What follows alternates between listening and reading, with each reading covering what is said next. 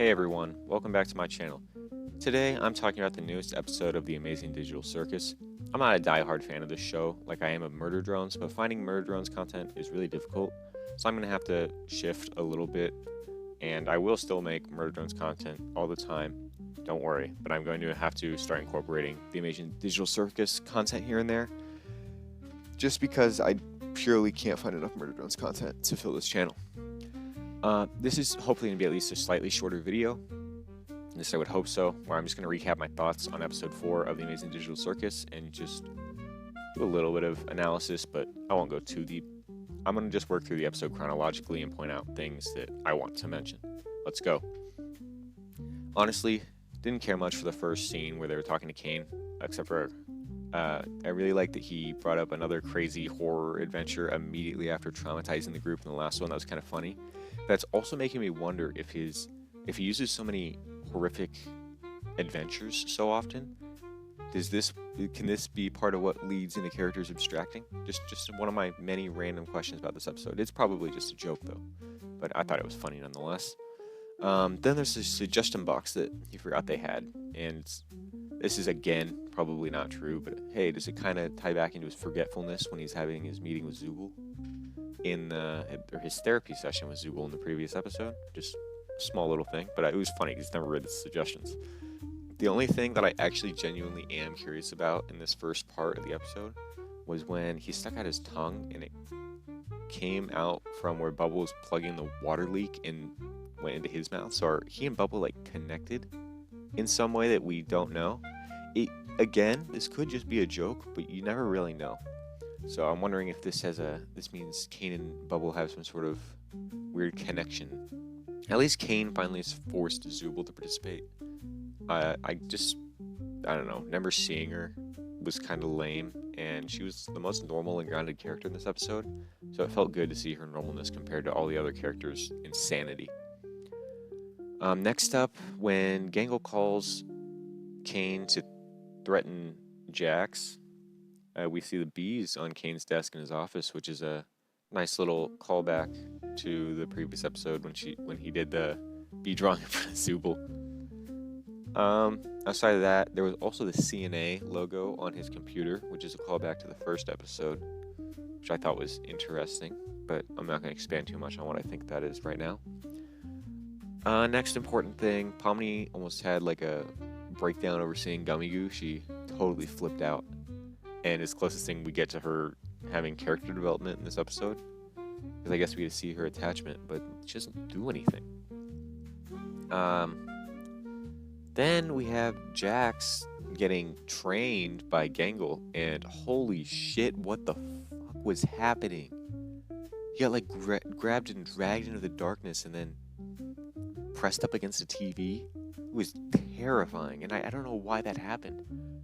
But I guess we did learn that Gangle wanted to be a comic artist, as was supported by the end of the episode when she was drawing alone by herself, and probably ended up working in fast food instead. Gangle was also just extremely unhinged throughout this entire episode, which honestly raised more questions for me about her than it did answers. Ragatha had an offhanded comment about missing her horses, which I felt like that might have been mentioned before, but I'm wondering if Ragatha must have owned horses. Next up, Jax gets really tired of Gangle's crap and goes and tries to talk to Pomni, and Pomni almost opens up to Jax, and he seems so tired it seems like he's being genuine, but then Pomni thinks it's a joke and she stops herself. But this is like the first time in a while I've seen Jax not be outright hostile to one of the other members. Then Gangle has a breakdown outside, and Pomni almost has another therapy session.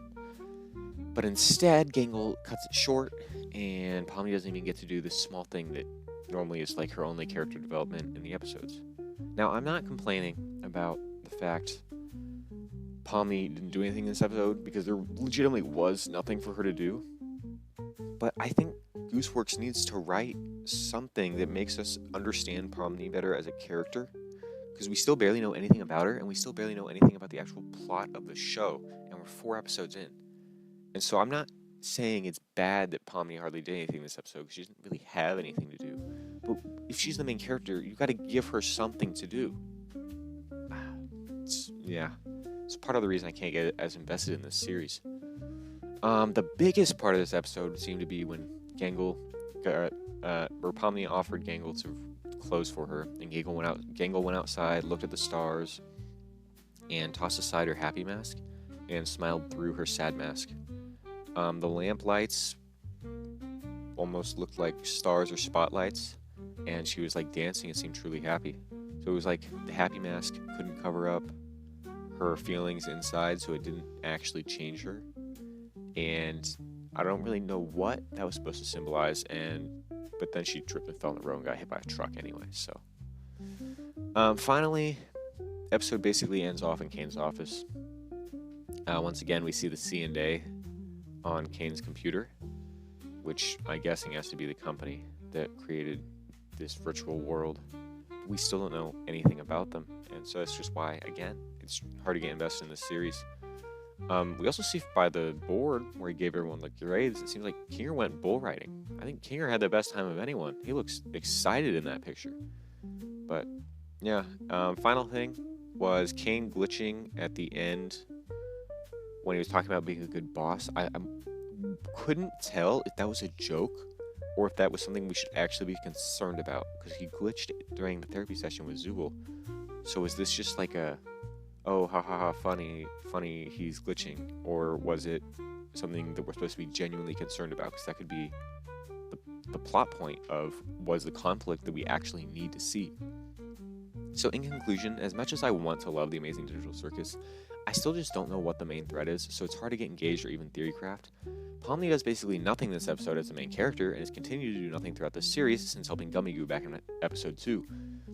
I only have more confusion about Gangle, and she might be close to abstracting based on how crazy she acted in this episode. Jax is still just a bitch. Ragatha was drunk the whole time, and we didn't learn anything hardly about her character. And the only normal character was Zubul. I actually find myself liking Zubul more after this episode, and not after episode 3, which is supposed to focus more on her. Sometimes I feel like all the characters are just a bit too crazy, and it's nice to see someone other than Pomni that acts like a normal human being. The episode was pretty good. It was decent. Not as good as episodes 1 or 3, but it was still better than episode 2, so I'd give it like a 7.5 out of 10.